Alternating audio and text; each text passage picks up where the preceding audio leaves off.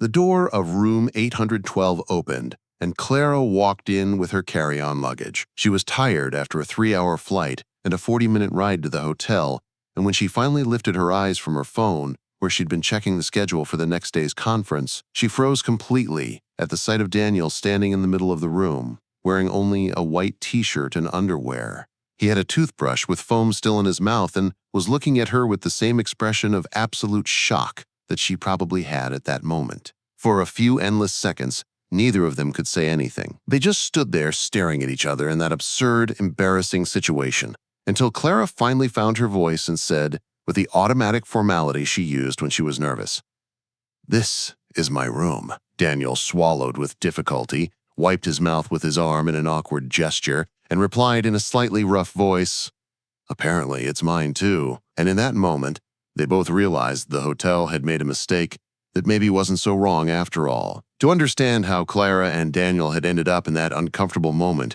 laden with a tension that went far beyond a simple administrative error, it was necessary to go back a few months and understand the dynamic between them at the office where they worked. Clara was 39 and had been sales director for almost 5 years, a position she had earned with a lot of hard work and dedication, known by everyone as someone extremely competent and organized, who kept an impeccable professional composure in any situation, the kind of person who inspired respect. Daniel was 33 and had led the B2B sales team for 3 years. He had that contagious energy that made people want to work with him. He was charismatic without being fake, intuitive in how he dealt with clients and colleagues, and had built a solid reputation as someone capable of closing difficult deals. He and Clara worked in departments that were constantly interconnected, so they had weekly meetings, exchanged emails daily, and, over the last 2 years, had developed a professional relationship that worked very well, but that also held something more that neither of them openly admitted. There was a silent tension between them that anyone even moderately observant could perceive. Glances that lasted half a second longer than necessary during presentations, those small, conspiratorial smiles when someone said something funny in meetings. The way Daniel always offered to bring Clara a coffee when he went to get his own. But everything always stayed in that safe territory of professionalism. Neither of them had crossed the line or even mentioned that maybe there was something beyond two colleagues who worked well together. It was the company director who chose the two of them to represent the company at the biggest conference in the sector. When the announcement was made in a general meeting, Clara and Daniel exchanged a quick glance that contained surprise, satisfaction, and maybe a touch of nervousness at what it would mean to spend 3 days in another city working so closely, away from the office structure that helped them maintain that safe distance. Daniel had arrived at the hotel about 2 hours before Clara, since his flight was earlier. He checked in with no problem, went up to the room the front desk had assigned him, took a quick shower after the trip, and was brushing his teeth before going down to walk around the conference area when he heard the door open and turned to see who it was, thinking it might be housekeeping. He certainly was not expecting to see Clara walking in with her suitcase and that tired expression that quickly turned into pure shock when she looked up and saw him there, in his underwear, in the middle of the room. The silence that followed their realization that they had both been assigned the same room was filled with a strange mix of embarrassment, surprise, and something neither of them wanted to name, but that was definitely there, pulsing in the air between them.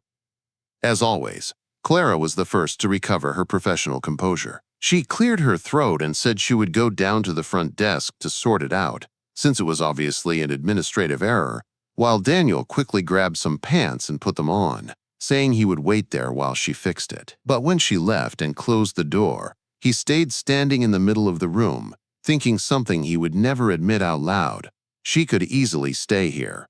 Clara went down in the elevator with her heart beating faster than the situation technically justified, and as the floor numbers went down, she caught herself thinking exactly the same thing Daniel was thinking upstairs. I could easily stay there, but she quickly pushed that absurd thought aside and focused on solving that administrative problem in the most professional way. She approached the front desk, trying to maintain that controlled, professional posture she used as armor in any difficult situation, and explained to the clerk that there had been a mistake, that she and her colleague had been given the same room when they obviously needed separate rooms. She waited while the young man behind the counter typed something into the computer with the irritating calm of someone who didn't understand the urgency of the situation. After a few minutes, he looked up at her with a genuinely apologetic expression and explained that unfortunately the hotel was fully booked due to the conference in Málaga. He said that practically every hotel in the area was in the same situation, and that the error had occurred because both reservations had been made through the company, and the system had processed it as a double booking for the same room instead of two separate rooms. Clara felt something sink in her stomach, a mix of frustration at the situation and something more complicated she didn't want to examine too closely at that moment, and asked if there was absolutely no way to get another room, even in a different category or on another floor, anything that would solve the problem. The clerk checked again, called other hotels in the chain. After 15 minutes, he came back with a confirmation that there truly was no availability anywhere. Within a 20 km radius, the city was hosting 3 major events simultaneously, and all accommodations were at full capacity. She thanked him with that automatic courtesy she maintained even when things didn't go as planned, went back to the elevator and, on the ride to the 8th floor, rehearsed how she would explain the situation to Daniel, how she would say she would try to find another hotel farther away, even if that meant waking up much earlier over the next few days to get to the conference, because obviously she couldn't just share a room with him. It would be completely inappropriate and create an awkward situation neither of them needed. But at the same time, a part of her, normally well-guarded and silent, whispered that maybe it wouldn't be so terrible, that they were 2 adult professionals who could handle it maturely, that the room was large and had a sofa that looked comfortable. When she knocked and Daniel opened the door, now wearing pants and a t-shirt and with that slightly anxious expression of someone waiting for news, Clara came in and explained the whole situation, the full hotel, the lack of availability anywhere nearby, and she saw his features flicker through several quick emotions. Surprise, something that looked like relief but he tried to hide, and then genuine concern. "You can keep the room," he offered immediately. "I'll find somewhere farther away. It's fine, you just arrived from the trip and you need to rest." Clara realized he was being truly chivalrous, not just polite, that he really was willing to leave and solve it himself, so as not to put her in an uncomfortable position. She heard her own voice saying, before her rational brain could censor it, "No, that wouldn't be fair. You got here first. The room was assigned to you too. I'll be the one to try to find another hotel, even if it's farther away." But as she said it, she thought about how exhausting it would be to make that commute every day, how she'd arrive at the conference drained instead of rested, and, mainly, how a part of her really didn't want to leave that room where Daniel was. He was the one who broke that strange stalemate in which both were offering solutions neither of them truly wanted. He walked over to the large sofa by the window, sat down and almost lounged on it to show his point, and said with a slightly embarrassed smile, "Look, if you don't mind sharing the space, this sofa is huge and super comfortable. I'll sleep here just fine, and you can have the bed. We're 2 adult professionals. We can handle an unusual situation without turning it into a bigger problem than it needs to be." Clara opened her mouth to refuse, to say she couldn't accept and that she'd find another place, but what came out, a little hesitant, was, "Are you sure?" And when he nodded and said he was completely sure, that it was no sacrifice at all, and that it would be much better than her searching for another hotel across the city, she heard her own voice accept before she could regret it. "All right. If you really don't mind, I'll accept, but if tomorrow you find it uncomfortable, we can reconsider." There was something in his eyes when she said that, a gleam she couldn't decipher, but that made her heart beat a little faster, and he just smiled and said everything was fine, that they should simply rest a bit before the commitments of the next day. They spent the rest of the afternoon in a strange dance of excessive politeness and caution, not to invade each other's space. Clara showered and changed in the bathroom, coming out already in her discreet pajamas. Daniel arranged his things in a specific corner so as not to spread them all over the room.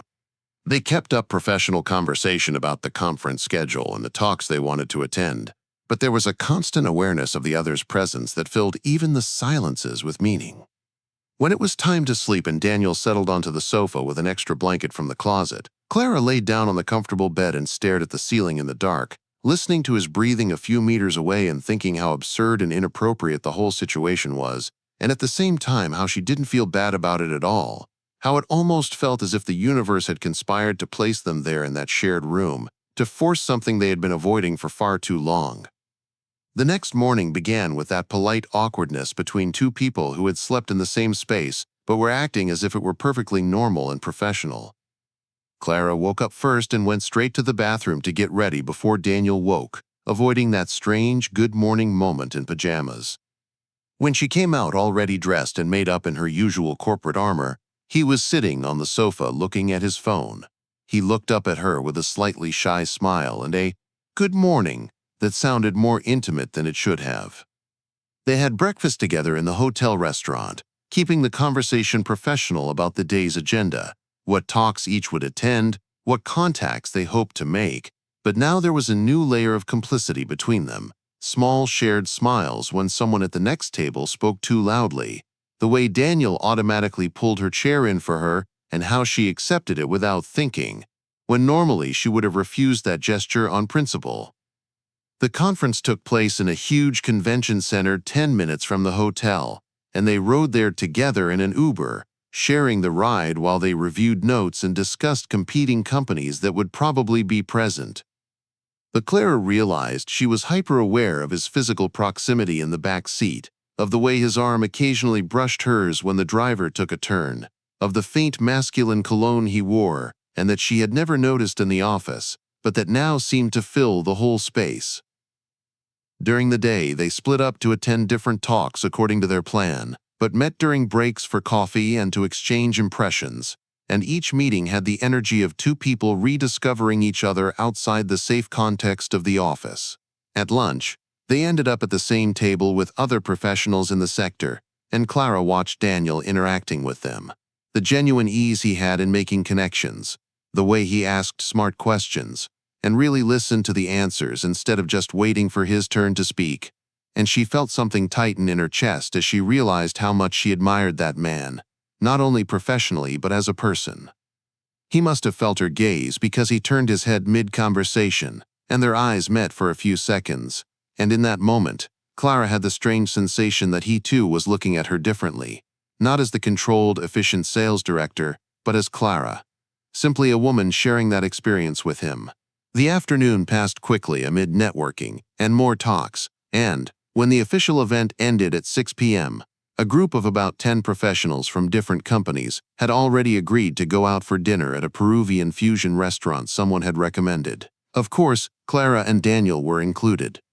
Dinner at that slightly fancy restaurant flowed between work topics and personal trivialities, and Clara found herself genuinely laughing at jokes she would normally have found silly, feeling a lightness she hadn't experienced in months, maybe years. And she noticed how Daniel also seemed more relaxed and loose than in the office, as if this trip had given them both permission to lower the guards they always kept so high. When dinner ended around 10 p.m. and the group began to disperse, some heading for nearby bars and others back to their hotels, Daniel looked at Clara and suggested they call an Uber back, but just as they were about to order the car, she saw the sign for the bar in their own hotel and almost impulsively suggested they could have a glass of wine before going up, because the night was pleasant and she wasn't tired yet. He accepted with that smile that was becoming dangerously familiar, and they walked into the bar, which had soft lighting and discreet background music. They sat on a comfortable couch tucked into a corner and ordered a red wine the waiter recommended. The first glass came with still relatively safe conversation about the conference, impressions of the talks, comments on people they had met, but when Daniel ordered a second bottle, because the first had disappeared too quickly, something in the tone of the conversation shifted. Their defenses gradually dropped with each sip, and suddenly they were talking about real things instead of just exchanging professional small talk. Daniel started by sharing about a relationship that had ended traumatically 2 years earlier when he discovered his girlfriend had been cheating on him for months, how it had shaken his trust in deep connections, how since then he had kept everything superficial and safe because it was easier than risking being hurt again. Clara listened with a genuine attention she rarely gave anyone, and then, without planning to, found herself sharing things she never told anyone. How she had built this persona of a strong, independent woman because she had been hurt when she was young by someone who told her she was too emotional, too weak, and so she had decided never again to give anyone a reason to think that about her. She talked about how exhausting it was to always be the person who solved everything, who kept everything under control, who couldn't show vulnerability because an entire team looked to her and expected leadership and certainty, about how sometimes she just wanted to fall apart and have someone hold her up instead of always being the one holding everyone else. Daniel's eyes were fixed on her as she spoke, and there was something so intense in his gaze that Clara felt her heart racing. When she finished, he remained silent for a few seconds before saying softly, "You don't have to be strong all the time, Clara. At least, not with me. I see you far beyond that persona, beyond the flawless director. I've always seen you." His words broke something inside her, a dam she had maintained for so long she couldn't even remember when she'd built it, and suddenly there were tears in her eyes. She blinked quickly to hide them, but he saw, and, without saying anything, took her hand across the table in a simple yet meaningful gesture. They stayed like that for a few minutes, hands intertwined on the bar table, while the music played softly in the background. They didn't need to say anything else, because everything had already been said in those confessions, in that touch, in that look that clearly declared an invisible line had been crossed and there was no going back. When they finally decided to go up to the room, it was already past midnight, and the ride in the elevator had a completely different quality from all the times before. The air between them was charged with tension that wasn't uncomfortable but rather full of possibility and expectation, as if they both knew something had changed irrevocably that night in the hotel bar. Clara went into the room first while Daniel stayed in the hallway on a brief call with the office, and she used those minutes alone to take a deep breath and try to process everything that had happened. All those confessions and shared vulnerabilities that had completely altered the dynamic between them. She changed in the bathroom into a comfortable silk pajama set she'd brought, not provocative, but not the defensive sweats she would normally have worn. When she came out, Daniel had already come in and was taking off his shoes near the sofa, where he was theoretically going to sleep again. She lay down on the bed on top of the bedspread, not under the covers, trying to look casual and relaxed, even though her heart was pounding and her mind was racing with thoughts of the man just a few meters away, of how his hand had held hers in the bar, of the way he'd looked at her when he said he saw her beyond her professional persona. Daniel moved around the room with that thoughtful caution of someone who didn't want to invade someone else's space, pulling an extra pillow from the closet and getting ready to settle on the sofa once again. And just as he was adjusting the blanket, Clara felt the words leave her mouth before her rational brain could censor them. "I think the bed would be more comfortable for you," she said. Her own voice sounded rougher and more meaningful than she'd intended, and she saw Daniel freeze, turning slowly to look at her with an expression that mixed surprise, question, and something more intense that made the air in the room feel heavier. A silence stretched between them, in which they simply looked at each other across the room dimly lit by the lamp. Clara had a moment of panic, thinking she'd misread everything, that she'd crossed a line he didn't want to cross, but then he let the blanket fall onto the sofa and walked slowly toward the bed. "Are you sure?" Daniel asked, stopping beside the bed. His voice was low and cautious, giving her all the space to retreat if she wanted to. But Clara had already made her decision the moment the words had left her lips. She simply nodded and added in a whisper, "Only if you want to." He sat slowly on the edge of the bed, as if any sudden movement might shatter that fragile, charged moment, and stayed there for a few seconds that seemed to hold the weight of the 2 years of unspoken attraction and silent tension they had shared at the office. Clara was the one who shortened the last distance, moving across the mattress until she was close enough to touch his face with her hand, feeling the rough stubble under her fingers. His eyes fluttered closed briefly at that simple contact, as if it was something he'd been waiting for a very long time. "I've always wanted to do this," she admitted quietly. It was true. She'd spent entire meetings imagining what it would be like to touch that face, that hair, to be allowed to come closer in a way professionalism would never have permitted. And now that she finally had that tacit permission, it almost felt too unreal to be true. Daniel opened his eyes, and there was something so intense in his gaze that Clara shivered. Then he placed his own hand over hers, still resting on his cheek, and said with the same brutal honesty that had marked their conversation in the bar, "I've dreamed about you more times than I should admit, Clara." And they were never dreams appropriate for the sales director. His words should have been funny, but they came out so obviously loaded with desire that they stole her breath. That was what finally broke the last barrier of hesitation between them. The kiss, when it finally happened, wasn't a shy, tentative first encounter. It was intense and urgent, as if they had been holding it back for far too long and, now that they had permission, couldn't anymore. Clara's hands went to his hair, pulling him closer, and he leaned over her, supporting his weight on his arms. There was something both desperate and tender in the way they touched, as if they were trying to make up for all those months of forced distance and professionalism they'd worn as armor precisely against this. Their clothes disappeared gradually amid kisses and caresses that grew bolder and more urgent, and when they were finally skin to skin, Clara felt a vulnerability she hadn't experienced in years. It wasn't just physical but emotional. She was giving herself completely to someone in a way she had sworn she'd never do again after building all those defense mechanisms. But with Daniel, she felt safe in a way she couldn't explain, as if he saw all those protective layers she wore and still wanted the real person hidden underneath. They made love that first night with an intensity that surprised them both. It wasn't just long-contained physical attraction finally consummated, but a real connection between two people who had truly seen each other beyond titles and professional personas, who had shared vulnerability in the hotel bar, and were now sharing their bodies with the same raw, genuine honesty. Afterwards, lying in the tangled sheets, their breathing still fast, Clara resting her head on his chest listening to his heartbeat gradually slow, neither of them said anything for a long time. They simply lay there, feeling the weight and importance of what had just happened between them.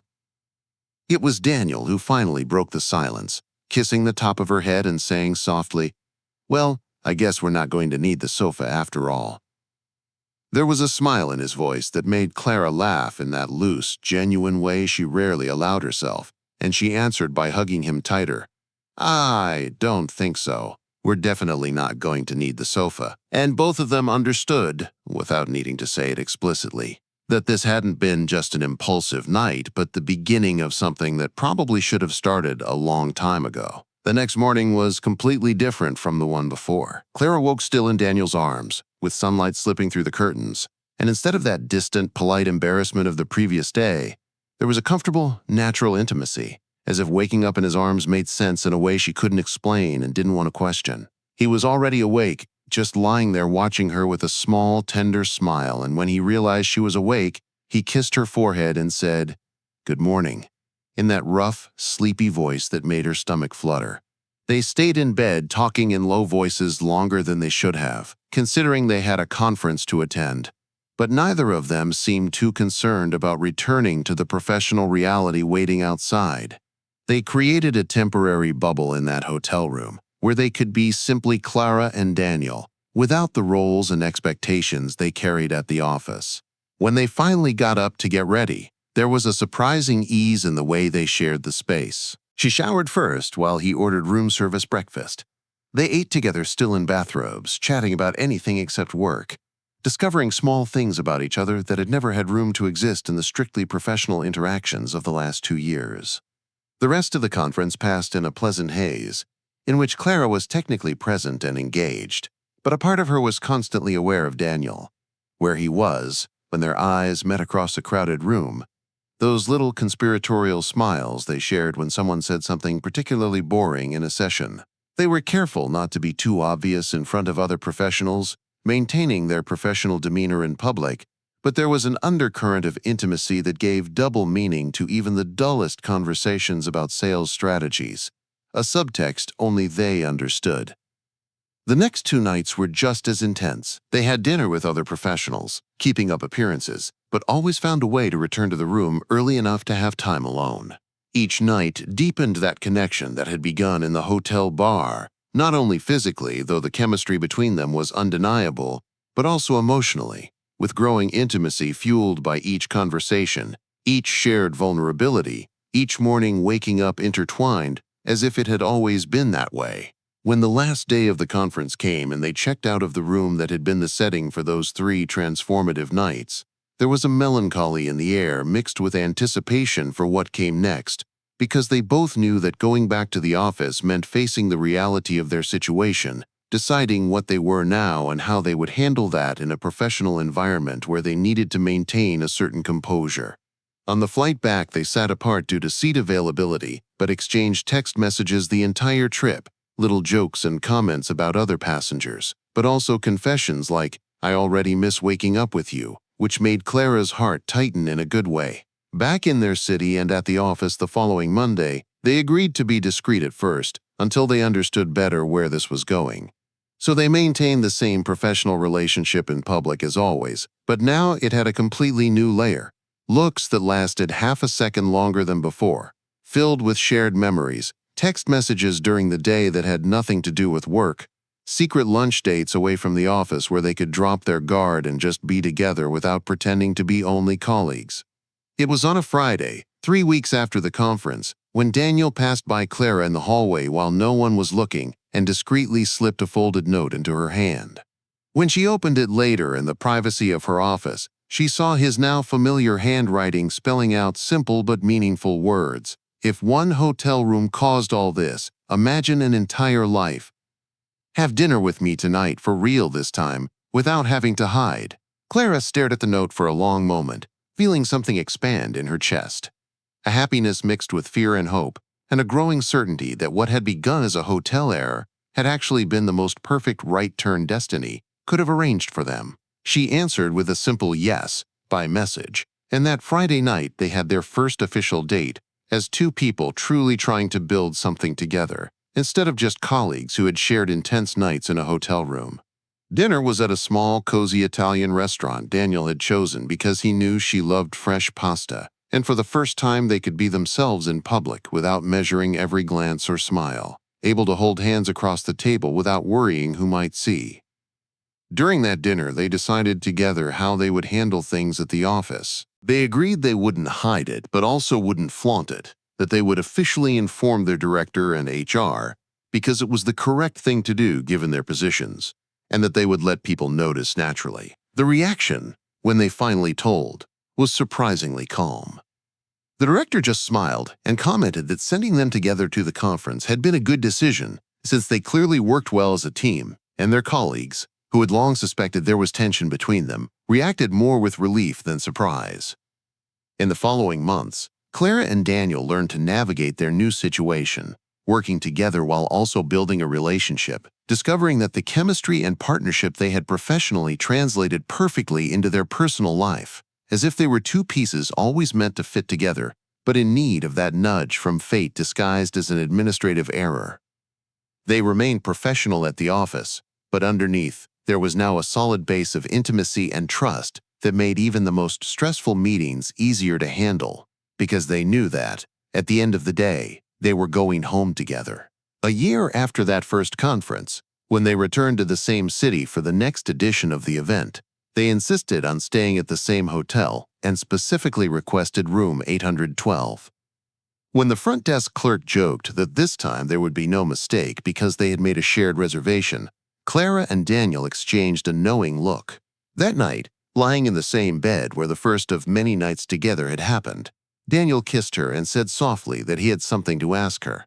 And when Clara saw the small ring he pulled from his pocket, she felt her eyes fill with tears of happiness, realizing that that hotel room hadn't just been the beginning of a relationship, it had been the beginning of a life together.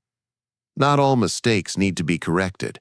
Sometimes the best things in our lives begin with situations that seem completely wrong, but that destiny arranges precisely to show us that if we stop resisting and just live with an open heart, life has a way of giving us exactly what we needed, even when we didn't know we were looking for it.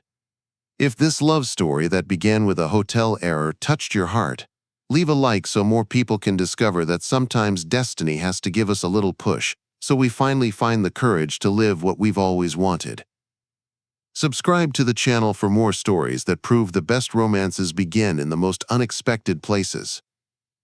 And for you who followed Clara and Daniel this far, I've specially chosen the next video that will move you even more. The story of two rival executives who are forced to work together on a project and discover that the line between hate and passion is much thinner than they imagined. Click now to find out how competition can turn into something completely different when two people finally stop fighting the inevitable. Yeah.